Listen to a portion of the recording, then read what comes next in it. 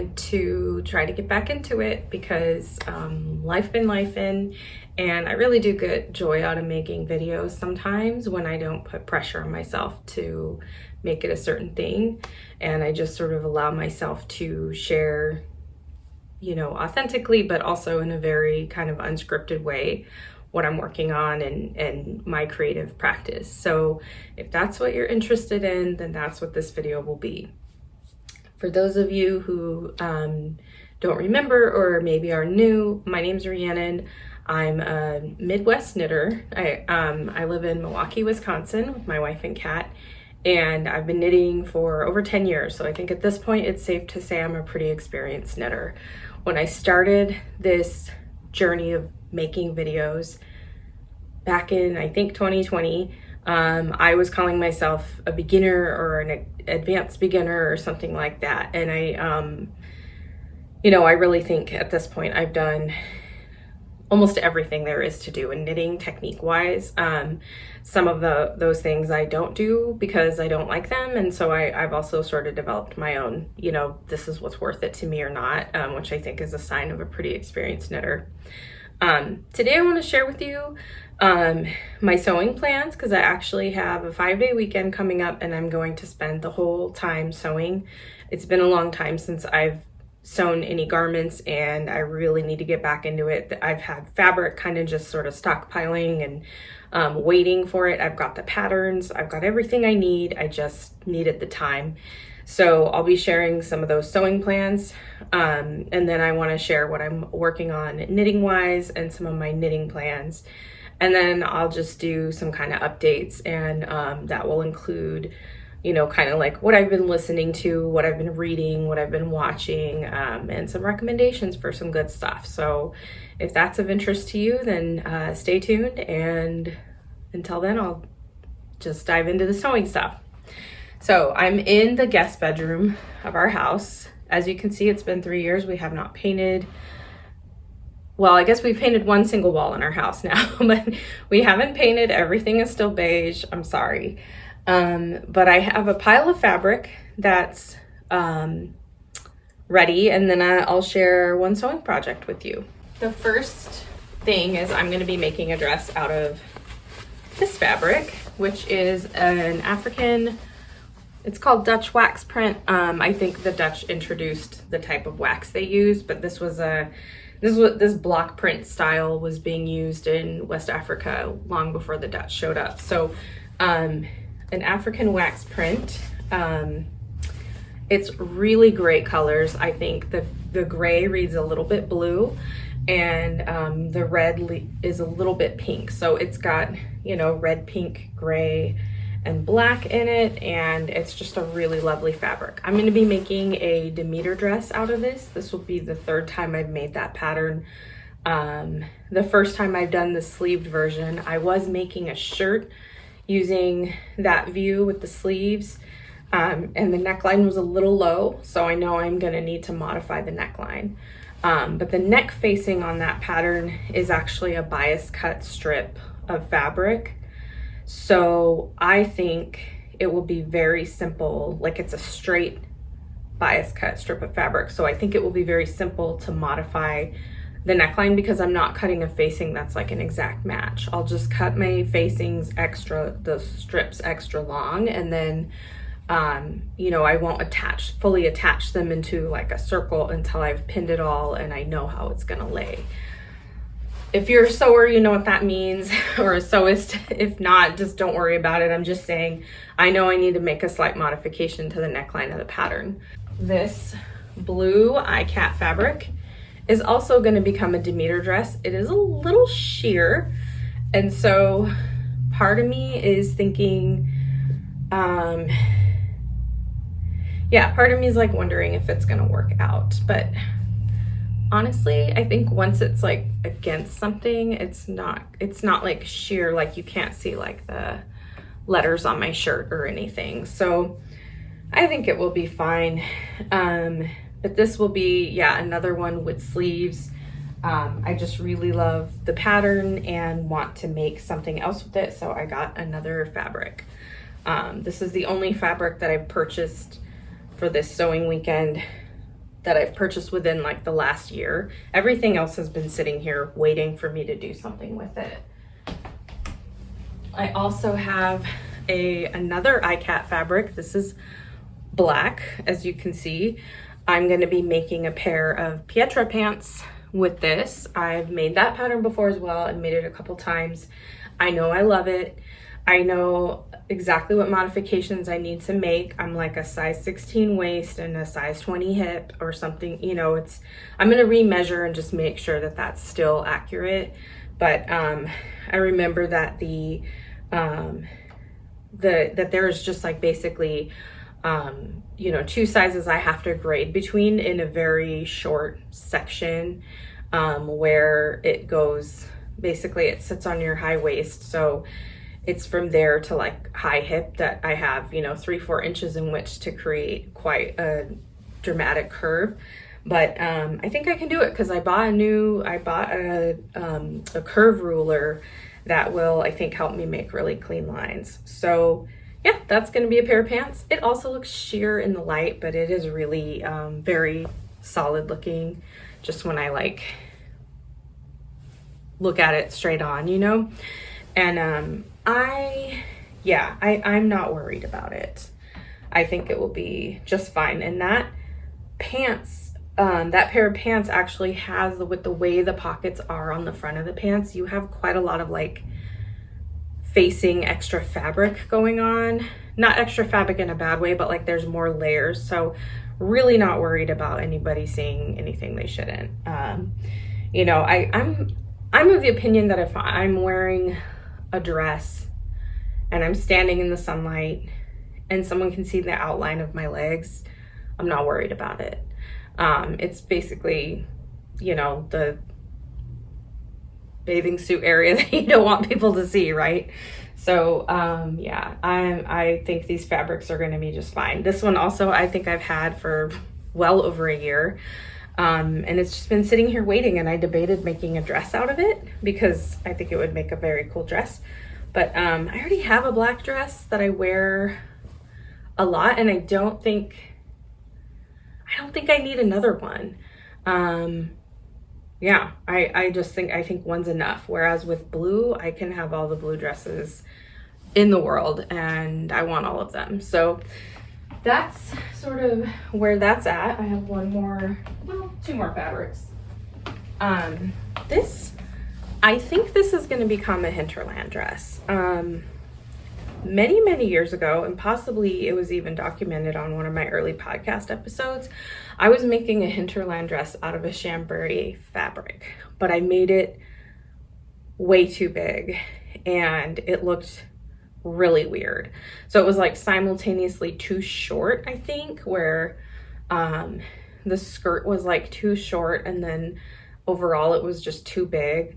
But I had these beautiful buttons that I wanted to use with it that they're kind of vintagey looking. They're white. They have like a little red rose with like a little green leaf, and they were really pretty and they looked really good with the chambray. Well, one of my friends was at a big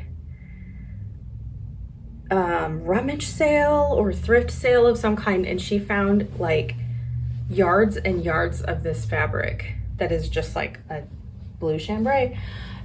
I think she spent like $3 or $4 on it. And so she snapped it up because she was like, Rhiannon will want this.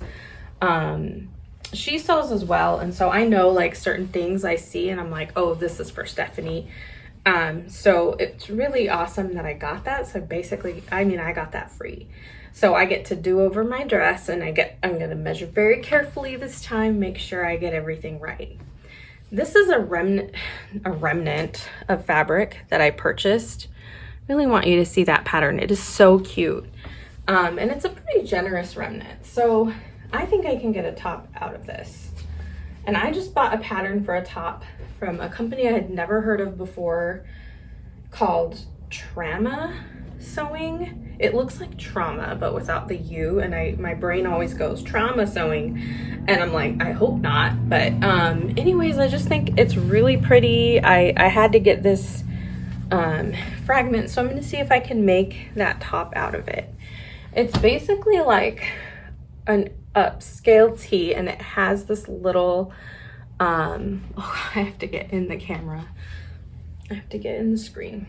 It's basically an upscale tee with this little like, there's like two little pieces that you can tie in a bow or like tie, you know, almost like a little mini scarf that's like on the collar. I think it's so cute, and it's just like a little bit dressier than like your standard tee. So that's what I think I'm gonna try to make out of that. Okay, so now that I've shared my sewing plans with you, I wanted to talk about what I've been knitting. It's been a while since I recorded, like I said, so I'm sure I've knitted some other things that you won't know about, but that is fine, whatever. I am knitting, so first things first, I am knitting a sweater called the Pearl Sweater. This is a pattern by Anke Strick. And nobody on Ravelry has made it apparently, so I'm the first, I guess, other than the author, and I just think it's really cute. So it's a compound raglan. You've got increases in the round, and then you do a little bit of raglan shaping at the underarm, and then sort of right under the bust line you get these a row of eyelets, and then as you knit down, this is actually all charted, you are adding the row of eyelets more frequently. So it's really pretty. The sleeves are going to be the same, where you've got those eyelets that just sort of, at first they're, you know, there's like several rows, many rows between them, more than an inch of space between them, but then they get clustered more and more together. And I've looked at this pattern and I've asked myself really seriously, is it the pattern you like? Is it the pattern photos? And the answer is both. I also wanted to knit something in this color and this yarn in particular, and this pattern, the pattern was made for Holstgarn Super Soft, which is a nice yarn, especially when knit at a fine gauge like this. This is 28 stitches over 4 inches, and I think 40 stitches per 4 inches row wise. So yeah, it's pretty, you know, 8 stitches across, 10 stitches down for a square inch. It's, for me, that's a very fine gauge. It's like veering into almost sock gauge territory, you know? Anyways, I bought this is not the Super Soft, this is the Holstgarn Tides, which is the wool and silk blend. And because it's such a thin fabric, and it's so lightweight, it's ridiculous. It weighs like nothing. The needles are probably heavier than the entire like sweater itself. The needles that are hanging off of here with the stitch stoppers, I mean, that's probably heavier than like the whole garment so far. And so I'm on the 3rd cake of it, and I have a lot to go. You can see I had to pull back a little bit because I made a boo-boo. But yeah, so 3 cakes so far in this garment, probably another cake for the sleeves. Maybe, you know, maybe I'll do 4.5 to 5 cakes of yarn, but it is like so lightweight. And these are under $5 each. So this might be like a $20 sweater. Of course, the man hours are a different story, so we won't include labor costs. But you know, very, very good deal for a very nice yarn. And I hope I can continue, you know, as I knit along in my life, I hope I can continue to use Holstgarn and other yarns that come from abroad, in spite of tariff wars and all that nonsense. So let's see, the second thing I'm making, you're gonna laugh because everybody and their mama has made a ranunculus. That's right, I'm making a ranunculus. But I'll tell you why. I have this blue dress, it's a Demeter dress, and I wear it all the time. And I love wearing it I have like a cardigan, like a store-bought cardigan that I wear it with, but I wanted to have a sweater, a blue sweater to wear over it when it's colder outside and I'm layering it. So I needed something that was cropped, that would fit with it, and so hence the ranunculus. I am going to be putting sleeves on this because I'm imagining this as something I would wear in the fall or the spring when I need the layers. It's a DK weight yarn, so it's pretty warm already. I think making it short sleeved would not change that, you know, so it's going to have longer sleeves. But another big part of why I'm making this is because years ago I bought some undyed yarn and some like indigo powder to make an indigo kit. This was like probably 2021, maybe 2020. It was like a pandemic activity with my friend where we could be outdoors, and so we made an indigo vat and we dunked a bunch of fabric and yarn and different things in there. So I had 3 skeins of DK that I dyed, and it actually came out like fairly evenly, you know, but I didn't know what to do with it. So, you know, you got 3 skeins, you think, okay, could I make a shawl? What could I do? I'm not one for DK shawls. That's the other thing. I'm also not one to like make a short sleeve wool t-shirt. Like I was saying, it's wool, it's DK weight, it's gonna be warm. I won't feel good in it. So here's the last cake of yarn. I'm using it to start a sleeve, but I did the whole body out of about 500 yards, I think. Less than that. Yeah, each of these is like 2 something. So yeah, pretty amazing. And there's still some, there's still this much of that other one left, that it's still attached for the hem. I just haven't done the hem yet, because I don't know why I wanted to do the sleeve before I did the hem. Actually, that doesn't even make sense. It could have been like a motivation thing, you know, sometimes you're like, I'm not in the mood to do ribbing, but I want to keep making progress. So this one's also a compound raglan. So for a while I was knitting the 2 sweaters in tandem, where I would do like, okay, I did the neck of, or the yoke increases of one, and then I did the raglan part, and then I separated for sleeves, you know, do like, what am I trying to say? Basically, I would do one section of one and then finish that section on the other. And then, you know, the raglan sleeves. But when I got to the body, obviously this is a really loose gauge. So it went really fast.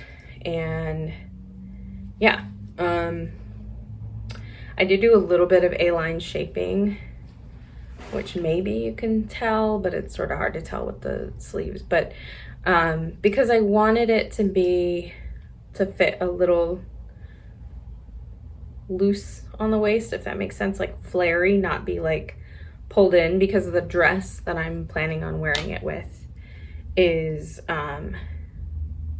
not like a waist fit and flare. It has kind of a it comes up higher in the front where it flares out. Honestly, it kind of looks like a maternity dress, but I think it's really cute and comfortable. So, and now I'm sort of looking at these fabrics and thinking it'll probably go, it might not go with that one, but it'll go with this one. Yeah. Anyway, so yeah, that's the other sweater I'm knitting. I need to get a move on with both of these sweaters, because I have plans for another one that will be a birthday cast on, which gives me less than a month to finish these.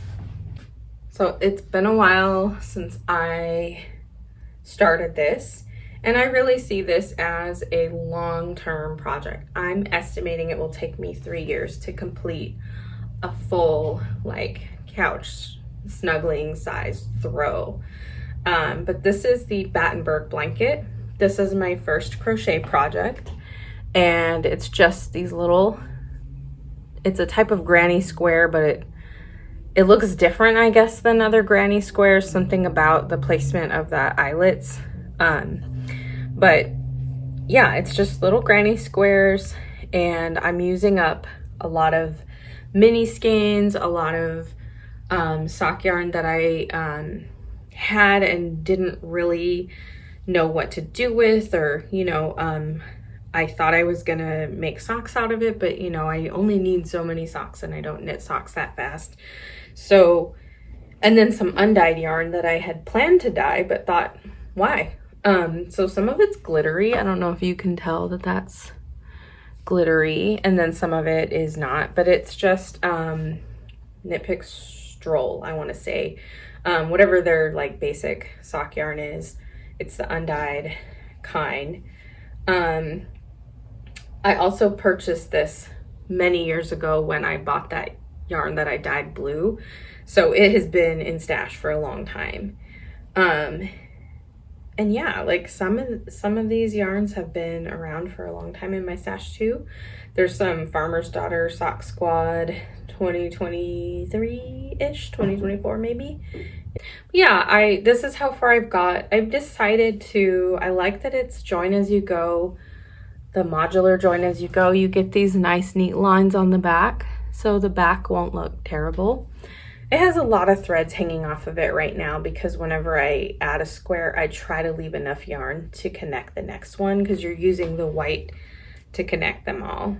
And even though I could be doing it where, like if I added a white square right here, I would add a color square here, here, and here. I'm trying to just make it grow in as rectangular a fashion as possible, because that's just more satisfying for my brain, which is sort of why I have to have all these threads hanging off. But yeah, that, like I said, it'll be a very long-term project. I'm in no rush to have this, but I think it's just really beautiful. My last pattern is a baby blanket. This is the Super Easy Baby Blanket from Purl Soho. I am not using Purl Soho yarn. I felt like the yarn that they knit this blanket in for the sample was a little too expensive and fine, I guess, nice for a baby. So I'm using Superwash Merino from Ralma. It's called Baby Panda. And it is basically just a big garter stitch block of fabric, and you do these wide stripes of colors, and you don't repeat the colors. So it's just one big wide stripe of pink, one big wide stripe of, the pale blush pink, and then the other colors I have lined up are a bunch of blues and purples. I'll pull them out. So after that pink, it's going to be this lavender that's got a little bit of, oh, why is that like that? Okay, sorry. It's going to be lavender. And then after that, this lighter purple, and then this, oh, not that one, this darker purple. I'm gonna try to hold these up. Darker purple, and then another, this is not gonna work, a paler purple. Yeah, so it's gonna go through the sequence of purples, and then at the end of that one, it'll have this color, which is called vanilla. It is vanilla, like it's not yellow, but it's definitely not like a cream color either. It's got some color to it. And then this turquoise, aqua color, and then finally this lighter blue. As I look at it on camera, I don't think all of these colors look great together, which is really weird because in real life they do, but like this color combo I'm kind of worried about now. Like I don't like this purple next to this pink. Maybe if it had been on this side.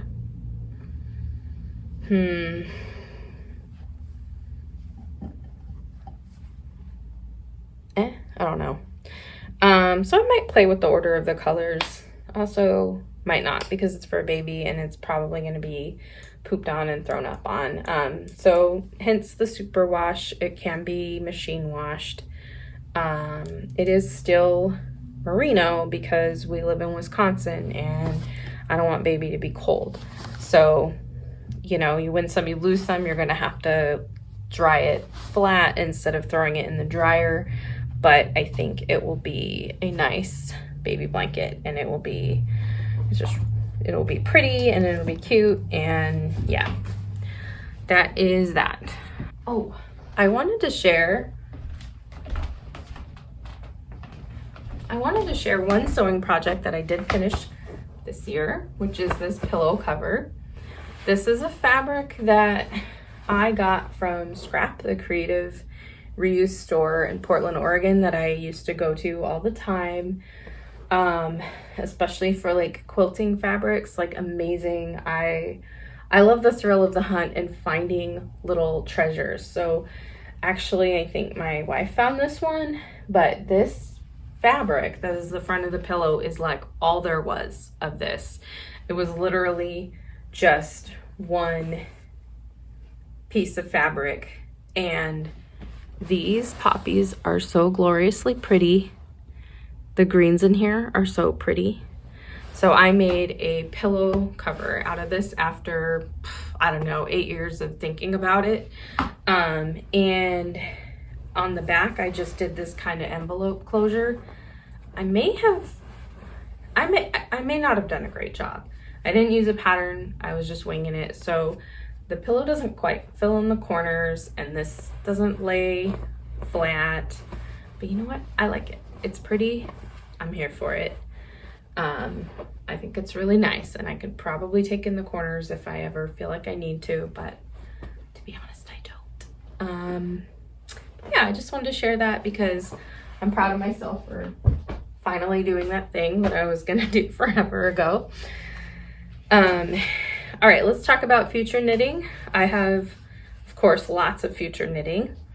But one thing in particular that I wanted to mention is that I am going to be casting on a sweater for my birthday. I decided this year I would have a birthday cast on as well as a Christmas Day cast on, just because, why not?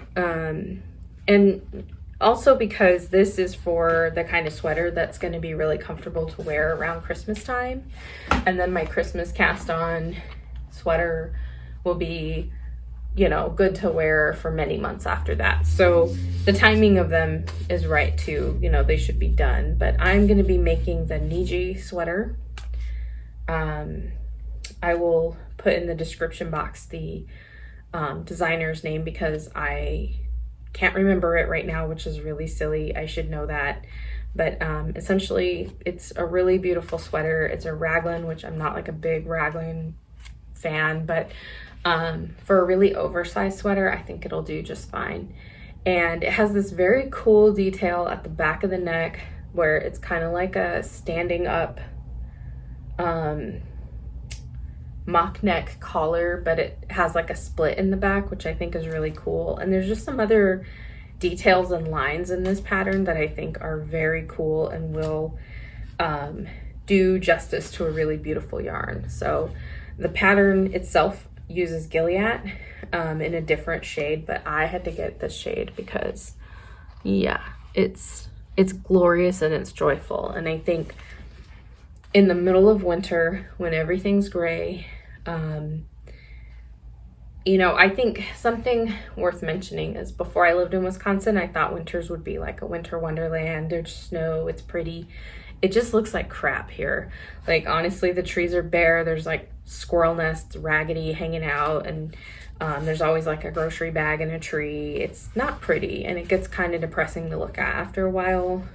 You know, snow gets like dirty and like piled up on the side of the road. So wearing bright colors like this, it's like just one way to kind of combat those winter blues. So yeah, I'm looking forward to that. And I need to get a wriggle on with my other projects because I won't be able to,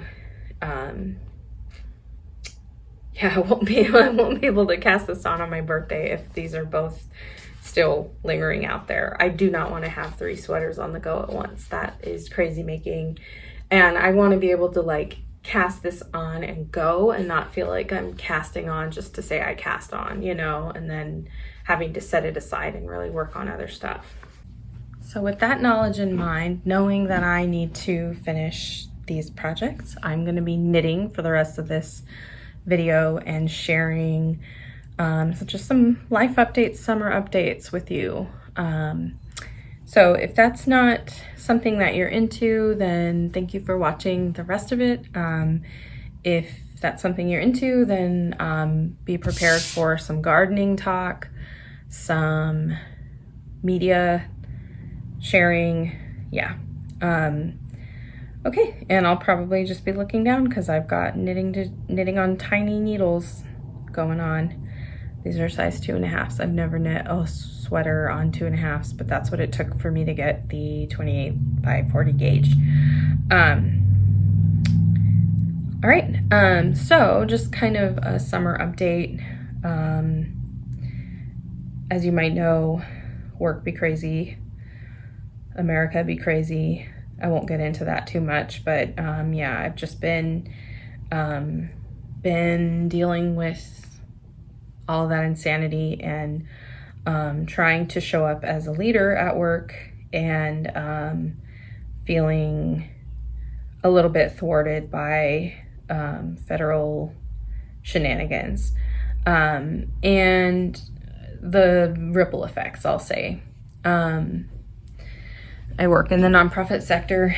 It's been a rough year, on top of which I've been dealing with some health things. And I want to preface any kind of health talk that I do. I need to remember to do this every time I mention health stuff. If I ever talk about health or food, diet, cooking healthy, anything like that, know that it's not coming from a place of advocating for weight loss or diet culture in any way. I don't believe in that. I think we should take care of ourselves, and that does not look the same for everybody. But I have had just a lot of like acid reflux and just an acidic tummy off and on for many years. So I've been dealing with stuff with that. Which doesn't make life more fun because it just means that you're kind of in pain and grumpy a lot. And then I'm also going through kind of early perimenopause, and you know, I'm not going to get into it too much here, but I think it's important to talk about because I didn't realize it could be like this. Basically, I always heard about hot flashes. For me, it's been more of mood and like anger management, frankly. And I have also been dealing with like brain fog and like forgetting things. So it's just made work and life harder, frankly, because I'm trying to solve problems that are going on with my body and my brain, and trying to also solve other people's problems, which is, you know, work. And then also doing so in the context of a society that seems uninterested in problem solving, frankly. So it's been a hard year, I'll just say that. But some of the stuff that has got me through has been, you know, gardening, working on my yard, working on my house a little bit. Like I mentioned before, I painted one wall. I painted the surround of my fireplace, and it totally transformed the room, and now that room feels really good to be in. I also have been working in this room, which maybe you can't tell because I've never recorded in here, I don't think, but this guest room / craft room / home office, it's a multi-purpose room. It serves a lot of functions, and so as you can imagine, it gets out of control sometimes with any kind of project. And that's one of the reasons I haven't been sewing as much, is just because, you know, if I'm using this as my home office, sometimes I can't just have a sewing machine sitting out on the desk. At one point we had 2 desks in here and it was just way too crowded. So I gladly got rid of one, and there's still kind of too much stuff in here because it does have like book overflow over here from other rooms. And yeah, but it's getting there, you know, and I think I kind of own too much fabric and yarn too. If I'm being honest, that's part of why it's not the cleanest in here sometimes. And then if you're like me, you know, you get tax statements or, you know, other papers that you need to file, but instead of filing them, you just stack them up for a long time in a 2-file pile. So yeah, but I've been working in this room. I feel like I really had a breakthrough yesterday where this is the cleanest it's been pretty much since, I don't know, since ever. I started to scrape paint off of some built-ins that we have in our dining room. That project kind of went on the back burner because it was super hot, and so I couldn't really go outside to work on the shelves. So we have these like built-in cabinets in the corners of our dining room that over the years, different people who lived here just sort of painted over the hardware and like really slopped paint on them. It's not, I don't think it's leaded glass in the sense of it doesn't look like stained glass, but there's zinc or lead like lined glass, and somebody like painted over the metal. I mean, it's just, it's atrocious, and it's been atrocious. And so I'm using a lot of Citrus Strip in just sort of getting that off of there. And I'm getting better at it. And the reason I'm not sanding or using like a heat gun is because I don't know, but I strongly suspect that some of those paint layers are lead, and I don't want that aerosolized in any way. So taking it off in Citrus Strip, it's kind of the most environmentally friendly and safe way to do it. So I've been watching, you know, YouTube videos on how to like redo old you know, wood surfaces and stuff. And I'm probably gonna repaint it in the end. I think it probably was painted originally, which some people never believe that things were painted in the 1920s, but there's a lot of stuff in my house that I'm like, I think this was always meant to be painted. So yeah, that's a thing I've been working on. And then gardening wise, you know, it's so strange because I feel like all of April and part of May, you're just like waiting for it to be dry enough to go outside and garden, you know, and then you have a little bit of time, and then sometime in July, things just become really overwhelming, and and it's too hot, and you have to kind of abandon it. And it's like the most we could do to just mow the lawn. So but we have a vegetable garden in this year. My wife grew tons of stuff from seed.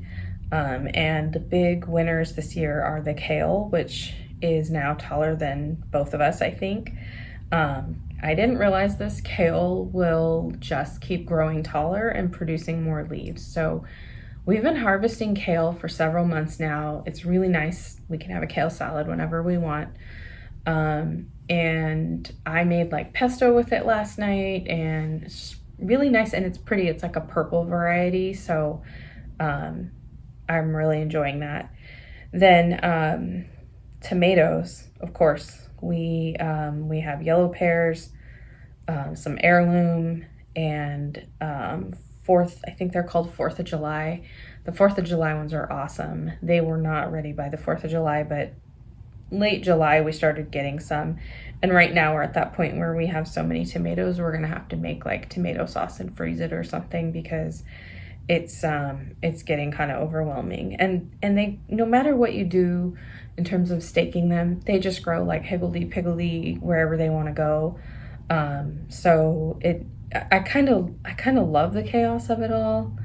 And it's just sort of, I don't know. I think I'm shifting into a why let it bother me phase, right? And just go, okay, well, I like it, you know. A few other things with gardening. So for the second year in a row, all my roses came back perfectly, beautifully, abundantly, without me doing diddly for them. I didn't overwinter them. I didn't even trim them correctly or prune them correctly, I don't think. They like it. They like where they are. I'm happy about that.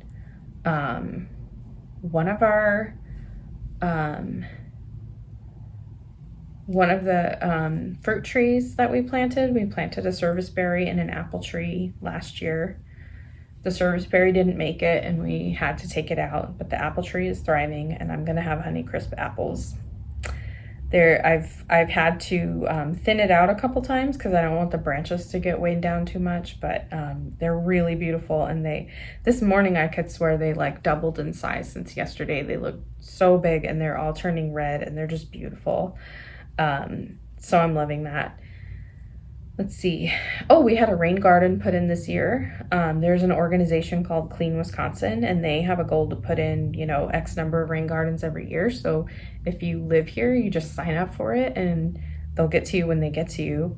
They do schedule it, but it's sort of like they tell you what dates are available and you pick one. It's not like you say, here's when I want it done. And so, yeah, we have a rain garden now, which is great because Milwaukee just had like the craziest heavy rain flood incident ever. I think, they were calling it a once in 1,000 year kind of event. And a lot of people's basements flooded. It's pretty traumatic actually. And I can only imagine how much money it's going to cost everybody. We had a little bit of water in our basement, nothing to, I think, freak out about. But there's just like a point at which the walls of your basement cannot hold back the groundwater. Like the ground can only hold so much water. And then the walls being essentially like brick or cinder block, they're not gonna be able to hold, they're water permeable, so like we had just like little areas of leakage. We have a partially finished basement. We're not super attached to the little bathroom that was put in before we lived here. And so we're actually removing all the walls because some of the drywall got wet at the bottom. And once we started taking that off, we were like, let's just keep going. Some of the drywall was damaged higher up from previous times where there was water in the basement, but it feels like let's just keep going. So yeah, that's been lots of stuff with, home and garden going on. Some of it good, some of it not so good. I would say the saddest thing is just that we have such an abundance of tomatoes and I'm supposed to be on a bland diet, trying a new medicine to get my stomach acid under control. And part of that means I can't just sit and eat like a pound of tomatoes if I want to, which I think is incredibly unfair. And I will be writing a strongly worded letter to the manager of my digestive tract, I guess, which is me. I think this is very cosmically unjust. So yeah. Other things I wanted to just share. Let's see. I wanted to talk about some of the books I've been reading, podcasts I've been listening to, movies I've seen lately that are really good. So I'll start with books. I was reading over the winter, I was reading the Wolf Hall series, and then I got the third book and just started reading it about a month ago. These are really thick, really dense books. It follows the story of the life of Thomas Cromwell from the time that he first sort of enters Henry VIII's orbit. And so if you know Tudor history, like you've heard this narrative before, but now it's sort of through the lens of somebody who is not of noble blood, was, you know, sort of I don't know, like I don't know like what you would say, like not a peasant, you know, like his father was like a blacksmith, which is, you know, I think a decent trade. So like grew up in kind of like tradesperson society, and then you know, made his fortune as a young man, and then came back and worked for a cardinal, and then sort of enters the king's orbit and becomes a power player in the court of Henry VIII. It's, you know, all based on real events and a real person, and it's just really fascinating to kind of see those events from that perspective. Of course, you know, the author's imagining the perspective that he would have had, but you know, his motivations and his ability to sort of manipulate people or use people to his advantage to get what he wants, which is, you know, he's pro leaving the Catholic Church, and so that's like one of the things he works on. So yeah, really great books. I highly recommend them. The author, Hilary Mantel, is deceased. She wrote some other books that I plan to check out though, because her writing is just, I think, phenomenal. And the other ones I've been reading is the Percy Jackson and the Olympians series, which is technically, I think, like a young adult kind of series, but or maybe even younger than that. Like maybe they're made for like middle schoolers or something. But one of my friends was really into this series as a kid and started rereading it this summer when she was laid off from her job. Thanks, Doge. And it was bringing her a lot of joy. And I was like, you know, I love Greek mythology. I'm going to try these books. And oh my gosh, they are so well written. They're so fun. I think they're like, if you enjoyed the Harry Potter series when that came out, like before, you know, all the crap with J.K. Rowling, if you enjoyed that, it's very similar kind of mythology and sort of classic tropes, I guess, but like done really well. Cool characters, yeah, really, really likable, and then cool villains too. So yeah, I'm really enjoying that, and I've read the first two. So let's talk about what I've been listening to and watching on YouTube. So podcasts, basically. I have been really enjoying Caroline's Corner. It's a YouTube channel. She's a knitter and crocheter, and I just think she has a really interesting way of constructing videos, and kind of it feels like you're going along with her on the journey of thinking through the project and bringing it to life. So that, I think, is really fun. Something that is just an audio podcast that I really liked is Camp Shame. It's, I think, 8 episodes. It goes into the story of Camp Shane, which is a camp in the Adirondacks that was for fat children, and the many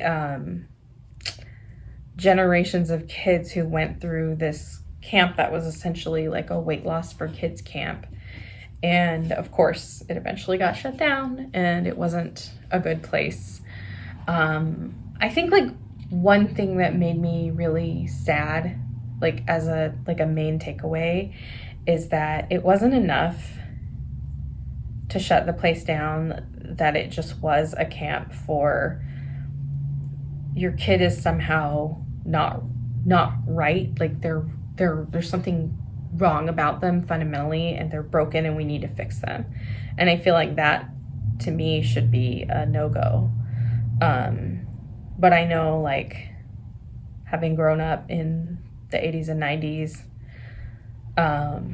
weight loss culture was so prevalent, pervasive, that I could see how a parent could have blinders on about that. But I just thought it was sad that the camp didn't shut down until there was like real, like, spoiler alert, but like financial mismanagement and child abuse and stuff happening, like child abuse, but I think it's kind of child abuse anyway, to like starve kids, you know, to tell them that they're too fat and they need to starve. I think that's kind of abusive, but, you know, like there had to be like something worse, in order for people to really look at it and go, this is bad.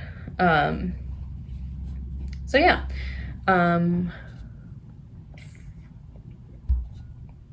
In all this time I've been talking, I've done 1.5 rounds, so you can see how slow this sweater goes. Another podcast I've been listening to is Digging Up the Duggars. This is about,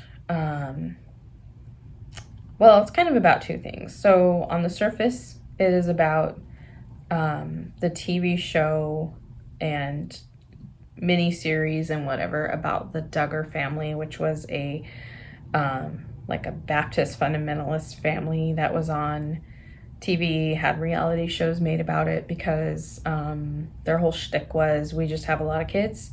And they had like, 20 kids or something. And so the TV show was called like 13 Kids and Counting, and then 14 Kids and Counting, and then 15 Kids. So they kept updating the title because they kept having more kids. But that's just kind of the surface level. So what the podcast is really about is digging into sort of at the point that I'm at, which is like I'm almost caught up on all the episodes. It's digging into the network of culture warriors, I'll call them. But people and institutions that have tried to infiltrate government, tried to infiltrate public schools, tried to infiltrate school boards and things like that, with their very fundamentalist, veering on Christian nationalist beliefs, and the way that they have spread certain messages about families, about children, about who is legitimate and what kinds of people are allowed to be in power and all this stuff. And it's very fascinating. And it's hosted by a husband and wife couple, and they are really, really likable. So I think it's got a really good balance of serious topics, funny stuff going on, and a really good match, because on some level there's this reality show where it is just sort of like, let's watch this weird family and they're gonna get up to all kinds of hijinks, and then they're kind of pulling back the curtain and showing you that, like, behind that though, this reality show is part of a propaganda machine to normalize things like having more children than what you can afford to support, and then forcing your children to perform on TV in order for you to make money to support them, because you think that family planning is sinful, but having too many kids and starving them when you don't have to is not. Just really interesting ideologies going on. 2 movies I've watched recently that are really fantastic, and I'm going to kind of tell you a little bit about them. I won't spoil anything, but the first one I saw is called Woman of the Hour, and these are both scary movies, by the way.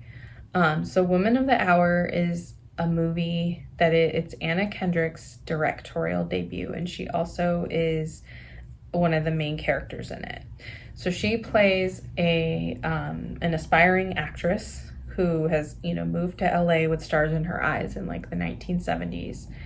And she has like a manager, and she's trying to get, book commercials or book shows or whatever. And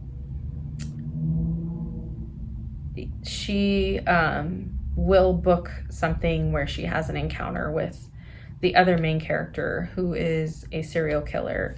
And this is what's so fascinating, is that part of the story is based on a real person and like their actual crimes.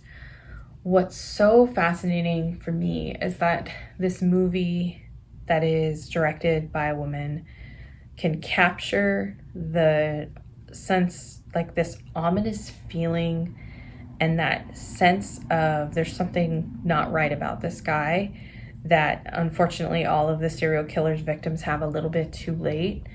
And I think if you are a woman, you know probably what I mean. Is like, if you've ever had a conversation with someone and been like, I want to get away from this guy. Or, just, I don't know, like, yeah, been introduced to someone at a party and just been like, something's not right there, and I don't want to interact with this person. That is kind of what the whole movie is. And I feel like, I don't know if anyone else has ever, like, since like Alfred Hitchcock really has captured that vibe so well. But it was just like a really phenomenal movie. And at no point at very few points are you seeing like this person committing extreme violence. Like, they don't really show a lot of that, but there's all these little tells, right? It's in the way that he talks to people. It's in the way that he asks leading questions to women he's barely met. And will get kind of sulky and poor me if a woman doesn't immediately tell him he's the greatest, right? I mean, it's all these little tells that I think it's very much like the kind of cautionary advice that you give to a young woman about men. And so just incredible. Yeah, just a very good movie, and a pretty scary one. I actually watched that. I think I watched that on the night that we had the big storm. That was like before the flood, or there was a storm. I remember it was like literally a dark and stormy night, and I was watching it at home alone, and just like, maybe I picked the wrong movie. But also popcorn makes everything feel less serious and less scary. So hot tip from me to you. The other movie that I recently saw, and I saw this just a couple days ago, and I keep thinking about it, is Barbarian. And it's by a director who, Craig something, I think. And he just has a new movie called Weapons out in the theaters. I haven't seen that yet, but my wife went with some friends and saw it and said, oh yeah, we should see this. Cause I was like, will you preview it for me? And so then we watched his other movie, which was on Netflix, I think, Barbarian. And holy cow, that movie was so good. I had one little beef with it, which is that there is a character, a black man, who is sort of used as, he comes in just to give advice at just the right moment, and rescues the main characters, and then doesn't really have any other purpose in the movie other than to like be useful to somebody at just the right moment. I thought that was kind of annoying. But the movie is so scary. This woman goes to stay at an Airbnb. She's in town for like a week for some work stuff, and she rented an Airbnb, and then everything, like from the minute she gets there, it's like the movie starts with like her getting there, and there's all these things happening that, again, it's sort of that ominous feeling of like, girl, get out of there, you know, like you need to leave, you need to yeah, like this isn't right. But you see her kind of push past her instincts and try to be helpful, try to be people pleasing and all of these things, and it just goes from bad to worse, basically. And yeah, I think it's also kind of a cautionary tale worth watching, because it really is about how monstrous men can be, and it doesn't even have to involve, like, you don't have to see them committing an act of violence in order to know this, I'm not safe with this person. So I think that's sort of all I'll say about it. Yeah, so I've talked definitely long enough, and I've knit a couple of rows of my sweater. I'm gonna keep working on some other stuff, and thanks for watching if you've been watching. I hope you check out those two movies, Woman of the Hour and Barbarian. They're fantastic. If you need a little comfort watch, Grantchester, really good. And if you need a comfort read, I would go with the Percy Jackson books. Okay, all right, I will hopefully talk to you later. Okay, bye.